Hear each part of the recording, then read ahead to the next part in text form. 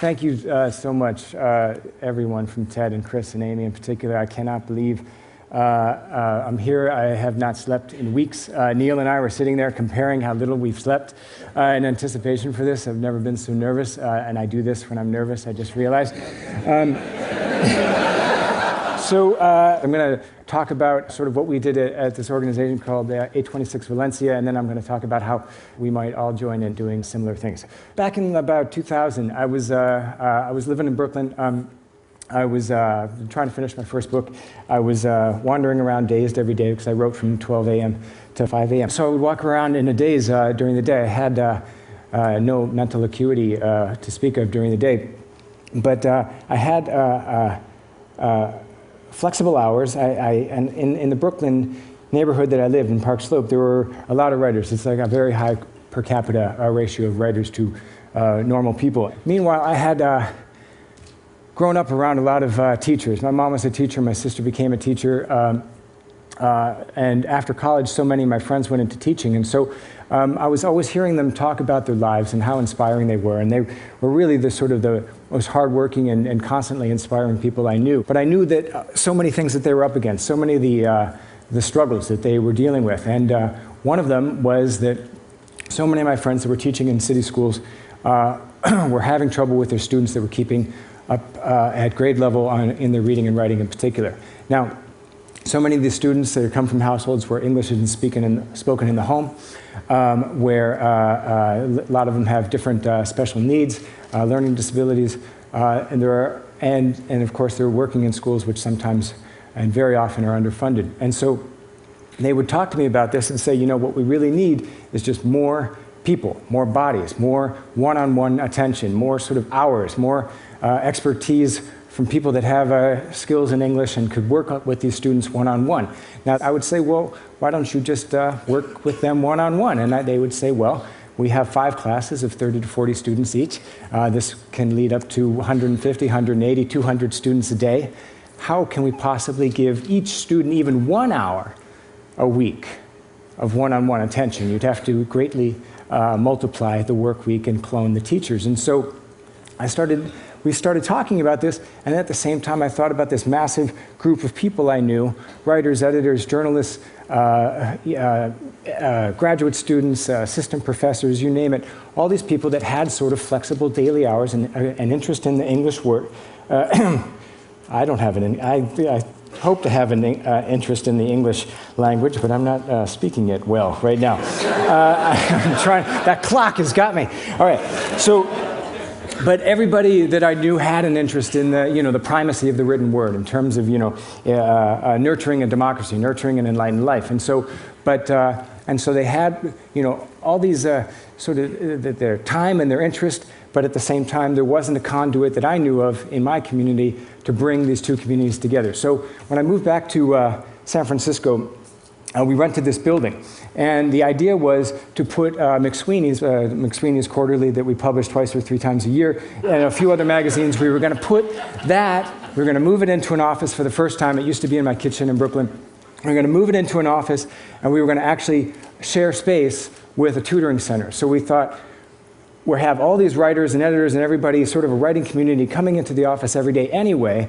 Why don't we just open up the front of the building to students to come in there after school, get extra help on their written homework. So you have basically no border between these two communities. So the idea was that we would be working on whatever we're working on at 2:30. The students flow in, and you put down what you're doing, or you trade, or you work a little bit later, or whatever it is. You give those hours in the afternoon to the students in the neighborhood. So we had this place, we rented it, the landlord was all for it. We did this mural, that's a Chris Ware mural that basically explains the entire history of the printed word in mural form. It takes a long time to digest, and you have to stand in the middle of the road. So we rented this space, and everything was great, except for the landlord said, well, the space is zoned for retail. You have to come up with something, you've got to sell something. You can't just have a tutoring center. So we thought, really? And we couldn't think of anything necessarily to sell, but we did all the necessary research, and it used to be a weight room, so there were rubber floors below, acoustic tile ceilings, and fluorescent lights. We took all that down, and we found beautiful wooden floors, whitewashed beams, and it had the look. While we were renovating this place, somebody said, it really kind of looks like the hull of a ship, and we looked around, and somebody else said, well, you should sell supplies to the working buccaneer. And so this is what we did. So it made everybody laugh, and then we said, there's a point to that. Let's sell pirate supplies. So this is the pirate supply store. So you see, this is sort of a sketch I did on a napkin. A great carpenter built all this stuff, and you see that we made it look sort of pirate supply-like. Here you see planks sold by the foot. We have supplies to combat scurvy. We have the peg legs there that are all handmade and fitted to you. Up the top you see the eye patch display, which is the black column there for everyday use for your eye patch. And then you have the pastel and other colors for stepping out at night. Special occasions, bar mitzvahs and whatever. So we opened this place, and this is a vat that we fill with treasures the students dig in. This is replacement eyes in case you lose one. These are some signs that we have all over the place. Practical joking with pirates. While you're reading this sign, we pull a rope behind the counter, and 8 mop heads drop on your head. That was just my one thing. I said we have to have something that drops on people's heads. So it became mop heads, and so this is the Fish Theater, which is just a saltwater tank with 3 seats. So, and then right behind it, we set up this space, which was the tutoring center. So right there is the tutoring center, and then behind the curtain was the McSweeney's offices, where all of us would be working on the magazine and book editing and things like that. So the kids would come in, or we thought that they would come in. I should back up, because we set the place up. We opened up, we spent months and months renovating this place. It was, we had tables, chairs, computers, everything. I went to a .com auction at a Holiday Inn in Palo Alto, and I bought 11 G4s with a stroke of a paddle. And anyway, and we brought them, we set everything up, and then we waited. It was started with about 12 of my friends, people I had known for years that were writers in the neighborhood. And we sat, and we just, at 2:30, we put a sandwich board out in this front sidewalk, and it just said free tutoring for all your English-related and writing-related needs. Just come in, it's all free. And so we thought, oh, they're going to storm the gates. They're going to love it. And they didn't. And so we waited, and we sat at the tables. We waited. Everybody was becoming very discouraged, because it was weeks and weeks that we waited, really, where nobody came in. And then somebody alerted us to the fact that maybe there was a trust gap, because we were operating behind a pirate supply store. So we never put it together, and so then around that time I persuaded a woman named Nineveh Caligari, a longtime San Francisco educator. She was teaching in Mexico City. She had all the experience necessary, knew everything about education, was connected with all the teachers and community members in the neighborhood. I convinced her to move up from Mexico City, where she was teaching. She took over as executive director. Immediately, she made the inroads with the teachers and the parents and the students and everything. And so suddenly it was actually full every day. And what we were trying to offer was every day was one-on-one attention. The goal is to have a 1-to-1 ratio with every one of these students. And so, it's been proven that 35 to 40 hours a year with one-on-one attention, a student can get 1 grade level higher. And so so most of these students, English is not spoken in the home. They come there. Many times their parents, you can't see it, but there's a church pew that I bought in a Berkeley auction. It's right there, and the parents will sometimes watch while their kids are being tutored. And so that was the basis of it, was one-on-one attention. And we found ourselves full every day with kids. If you're on Valencia Street, within those few blocks, at around 2:30, you will get run over often by the kids in their big backpacks or whatever, like actually running to this space, which is very strange because it's school in a way. But but there was something psychological happening there that was just a little bit different. And the other thing was there was no stigma. The kids weren't going into the Center for Kids That Need More Help or something like that. It was 826 Valencia. First of all, it was a pirate supply store, which is insane. And then secondly, there's a publishing company in the back, right? And so our interns were actually working at the same tables very often and shoulder to shoulder, computer next to computer with the students. And so it became a tutoring center, a publishing center is what we called it, and a writing center. And so they go in and they might be working with a high school student actually working on a novel, because we had very gifted kids too. And so there's no stigma, they're all working next to each other. It's all a creative endeavor. They're seeing adults, they're modeling the behavior of these adults that are working in the field. They can lean over, ask a question of one of these adults, and it all sort of feeds on each other. There's a lot of cross-pollination. And the only problem, especially for the adults working at McSweeney's who hadn't necessarily bought into all of this when they signed up, was that there was just the one bathroom. With 60 kids a day, this is a problem. But there's something about the kids finishing their homework in a given day, working one-on-one, getting all this attention. They finish their homework, they go home, they're finished. They don't stall, they don't do their homework in front of the TV. They're allowed to go home, 5:30, enjoy their family, enjoy other hobbies, get outside, play. And that makes a happy family. A bunch of happy families in a neighborhood is a happy community. A bunch of happy communities tied together is a happy city and a happy world, right? So the key to it all is homework, right? There you have it. This one-on-one attention. So we started off with about 12 volunteers, and then we had about 50, and then a couple hundred, and we now have 1,400 volunteers on our roster. And all of them, we make it incredibly easy to volunteer. The only key thing is, even if you have a couple hours a month, those 2 hours, shoulder to shoulder, next to one student, concentrated attention, shining this beam of light on their work, on their thoughts and their self-expression, is going to be absolutely transformative, because so many of the students have not had that ever before. So we said, even if you can have 2 hours one Sunday every 6 months, it doesn't matter. That's going to be enough. So that's partly why the Tutor Corps grew so fast. So then we said, well, what are we going to do with the space during the day? Because it has to be used before 2:30. So we started bringing in classes during the day. So every day there's a field trip where they together create a book. You can see it being typed up above. This is one of the classes getting way too excited about writing. And you just point a camera at a class, and it always looks like this. So this is one of the books that they do. Notice the title of the book, the book that was never checked out, Titanic. And the first line of that book is, once there was a book named Cindy that was about the Titanic. Meanwhile, there's an adult in the back typing this up, and taking it completely seriously, which is, blows their mind. So then we still had more tutors to use. This is a shot of just some of the tutors during our one of the events. So then we said, the teachers that we work with, and everything is deferent to teachers. They tell us what to do. We went in there thinking we're ultimately completely malleable. You're going to tell us, the neighborhood's going to tell us, the parents are going to tell us, the teachers will tell us how we're most useful. So then they said, well, why don't you come into the schools? Because what about the students that wouldn't come to you necessarily, who don't have really active parents that are bringing them in or aren't close enough? So then we started saying, well, we've got 1,400 people on our tutor roster. Let's just put out the word. Teacher will say, I need 12 tutors for the next 5 Sundays. We're working on our college essays, and send them in. So we put that out on the wire. 1,400 tutors, whoever can make it, signs up. They go in about a half an hour before the class. The teacher tells them what to do, how to do it, what their training is, what their project is so far. They work under the teacher's guidance all in one big room.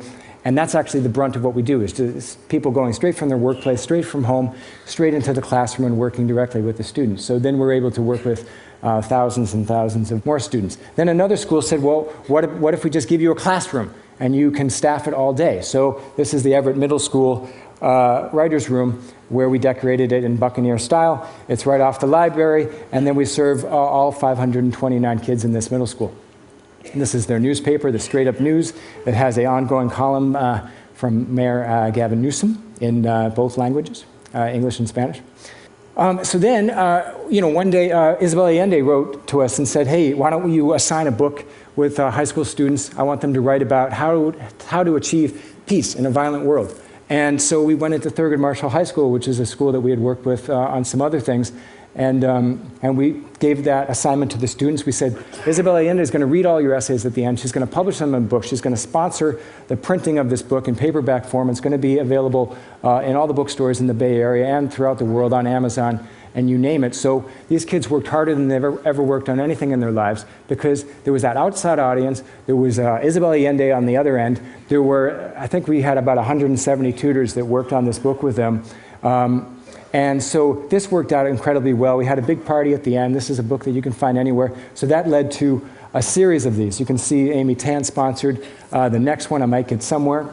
And this became an ongoing thing, more and more books. Now, and we're sort of addicted to the book thing. The kids will work harder than they've ever worked in their life if they know it's going to be permanent, know it's going to be on a shelf, know that nobody can diminish what they've thought and said, that we've honored their words, honored their thoughts with hundreds of hours of 5 drafts, 6 drafts, all this attention that we give to their thoughts. And once they achieve that level, once they've written at that level, they can never go back. It's absolutely transformative. So then they're all sold in the store.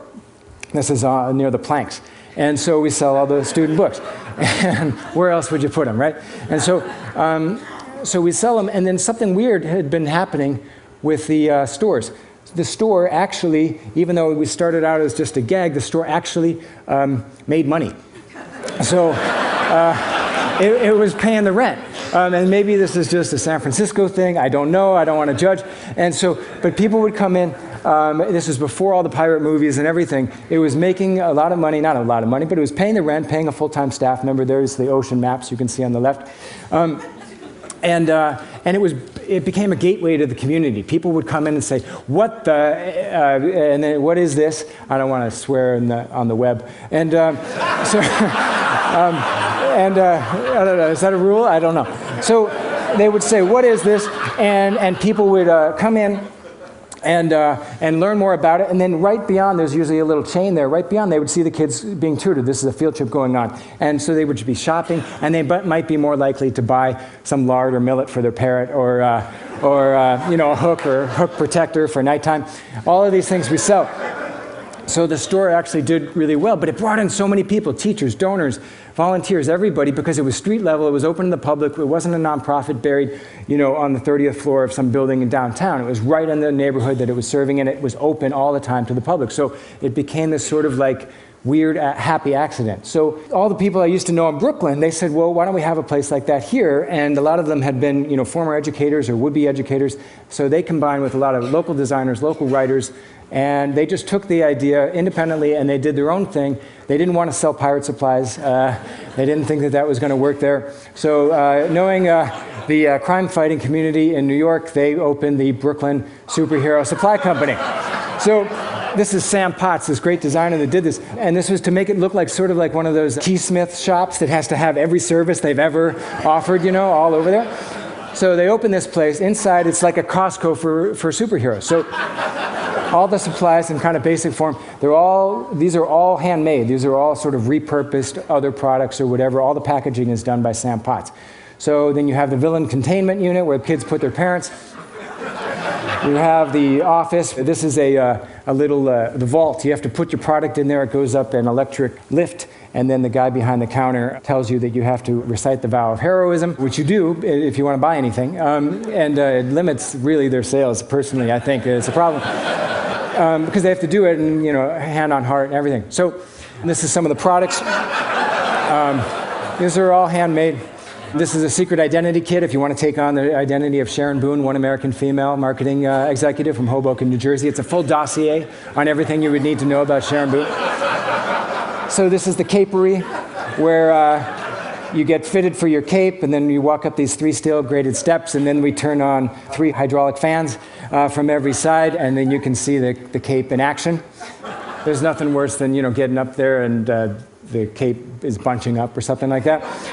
So then the secret door, this is one of the shelves. You don't see it when you walk in, but it slowly opens. You can see it there in the middle next to all the grappling hooks. It opens, and then this is the tutoring center in the back. So you can see the, oh, thanks. But this is, I just want to emphasize, locally funded, locally built, all the designers, all the builders, everybody was local, all the time was pro bono. I just came and visited and said, yes, you guys are doing great, or whatever, that was it. You can see the time in all 5 boroughs of New York in the back.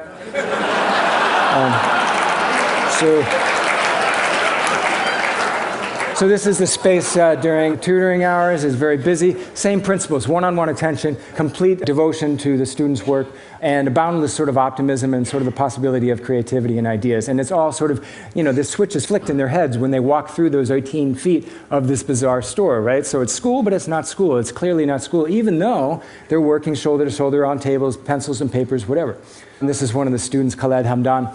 You can read this quote: "Addicted to video games and TV, couldn't concentrate at home, came in, he got this concentrated attention, and he couldn't escape it. So soon enough, he was writing. He would finish his homework early, got really addicted to finishing his homework early. It's an addictive thing to sort of be done with it and to have it checked and to know he's going to achieve the next day and be prepared for the school the next day. So he got hooked on that, and then he started doing other things. He's now been published in 5 books. He co-wrote a mockumentary about failed superheroes called Super Has-Beens. He wrote a series on Penguin Balboa, which is a fighting, a boxing penguin. And then he read aloud just a few weeks ago to 500 people at Symphony Space at a benefit for 826 New York. So he's there every day. He's evangelical about it. He brings his cousins in. Now there's 4 family members that come in every day. So I'll go through really quickly. This is LA, the Echo Park Time Travel Mart. Whenever you are, we're already then. This is sort of a 7-Eleven for time travelers. So you see everything, it's exactly as a 7-Eleven would be.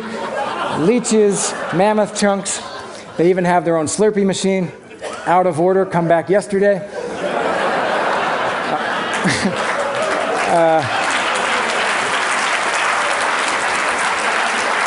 Anyway, so I'm going to jump ahead.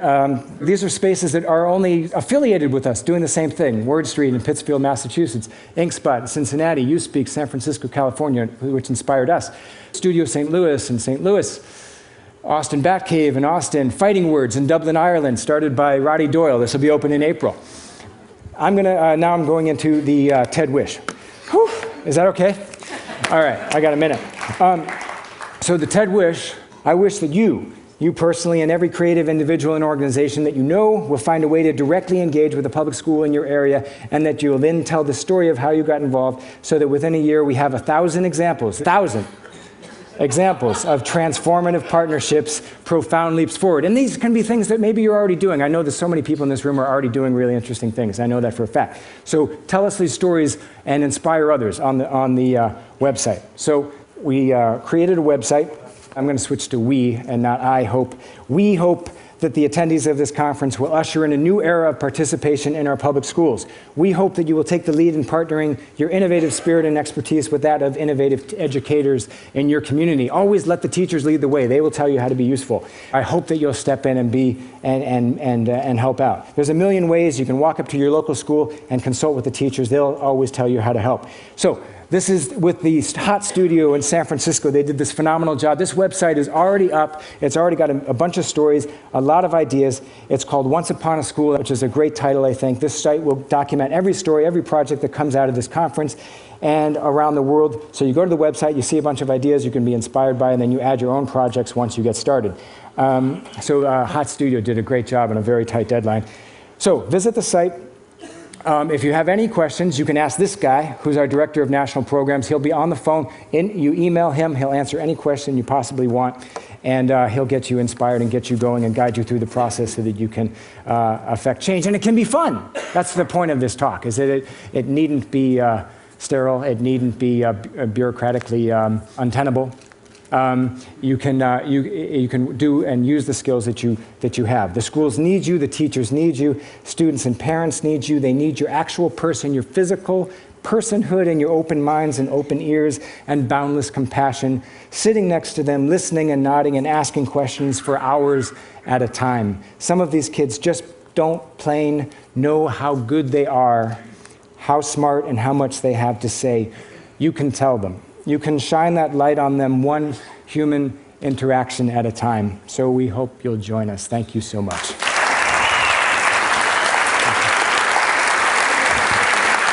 for that. Thanks for that.